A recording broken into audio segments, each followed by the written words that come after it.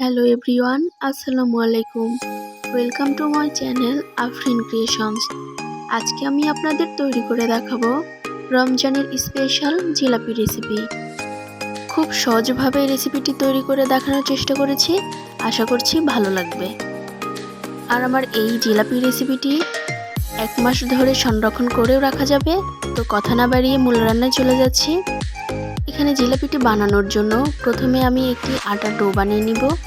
এই জন্য এখানে নিয়ে নিচ্ছি 1 কাপ ময়দা, আর এখানে দিয়ে দিচ্ছি হাফ চা চামচ ইনো। এটি আপনারা যে কোনো দোকানেই পেয়ে যাবেন। এখন আমি শুকনো উপকরণগুলোর সাথে ভালো করে মিশিয়ে নিচ্ছি। আমার এখানে মিশানো হয়ে গেলে এখানে দিয়ে দিচ্ছি 1 টেবিল চামচ ঘি। এখানে আপনারা ঘিয়ের বদলে তেলটা ইউজ করতে পারেন।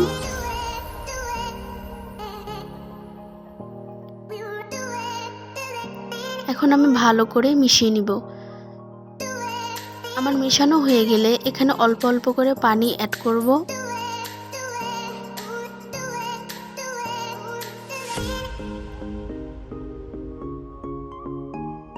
এখানে আমি হাত দিয়ে মেখে নিচ্ছি। আপনারা চাইলে হ্যান্ড উইক্সের সাহায্যেও মাখিয়ে নিতে পারেন, তবে হাত দিয়ে ফেটিয়ে নিলে সবচেয়ে ভালো হয়। এখানে আমি স্মুথ একটি ব্যাটার তৈরি করে নিয়েছি। আপনারা দেখলেই বুঝতে পারবেন ব্যাটারের ঘনত্বটা খুব বেশি ঘনও না, আবার পাতলাও না। এরকম ছোট আমি একটি বোতল নিয়ে নিয়েছি এবং বোতলের মুখটা অল্প একটু ফুটো করে নিয়েছি।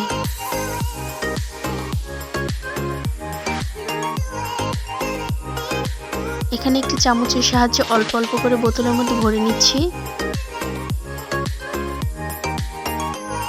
তো জিলাপি বানানোর জন্য প্রথমে আমি শিরাটা বানিয়ে নিব। এই জন্য এখানে দিয়ে দিচ্ছি 1 কাপ চিনি আর দিয়ে দিচ্ছি হাফ কাপ পানি। এখানে ফ্লেভারের জন্য দিয়ে দিচ্ছি 2টি এলাচ। এবার ভালো করে মিশিয়ে নিচ্ছি।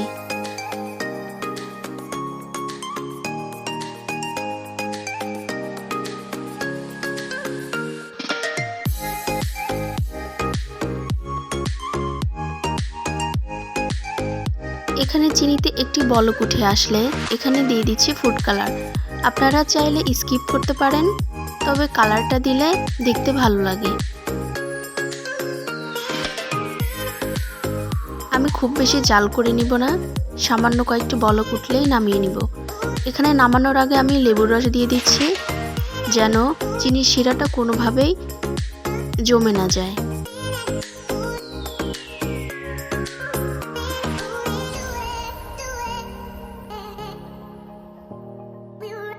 এখানে আমার চিনির শিরাটা রেডি। এবার আমি জিলাপিগুলো ভেজে নিব। এই জন্য এখানে একটি প্যান বসিয়ে দিয়েছি আর তেলটা গরম হতে দিয়েছি। এখানে জিলাপিগুলো অবশ্যই ডুবো তেলে ভাজতে হবে। এখানে সামান্য 1 ফোঁটা দিয়ে আমি দেখে নিচ্ছি তেলটার গরমটা কতটুকু হয়েছে। যখন 1 ফোঁটা দেওয়ার সাথে উপরে ভেসে উঠবে তখন বুঝতে হবে তেলটা পারফেক্ট গরম হয়ে গিয়েছে। এবার আমি জিলাপিগুলো বানিয়ে নিচ্ছি। আমি এখানে ছোট ছোট জিলাপি বানিয়ে নিচ্ছি, আপনারা আপনাদের পছন্দ মতো বানিয়ে নিতে পারেন। দেখতেই পাচ্ছেন জিলাপিগুলো দেওয়ার সাথে সাথে একটু পরেই ফুলে উপরে ভেসে উঠছে। তো এইভাবে আমি উল্টে পাল্টে সবগুলো ভেজে নিব।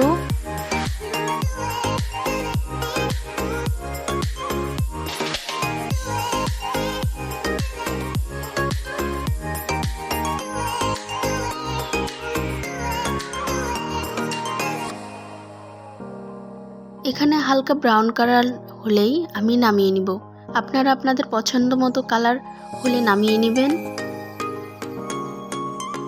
যেহেতু আমি সংরক্ষণ করব এই জন্য একটু বেশি করে ভেজে নিয়েছি।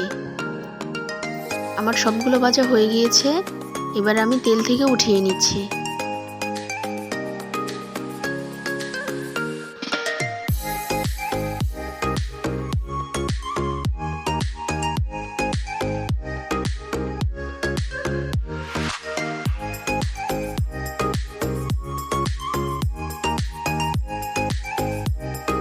এখানে আমি সেম প্রসেসিংয়েই বাকি জিলাপিগুলো বানিয়ে নিব।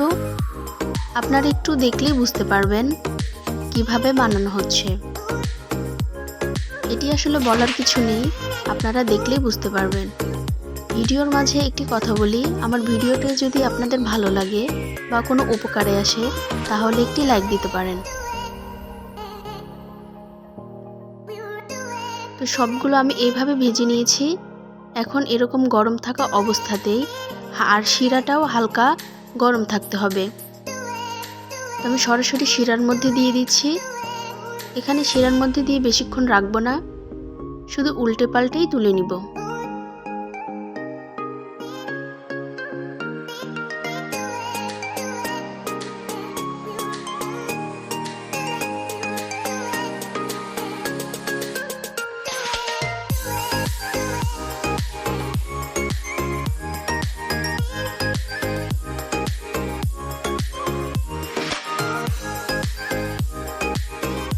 শিরার মধ্যে আমি মাত্র 1 মিনিটই রেখেছি, তারপর উঠিয়ে নিচ্ছি।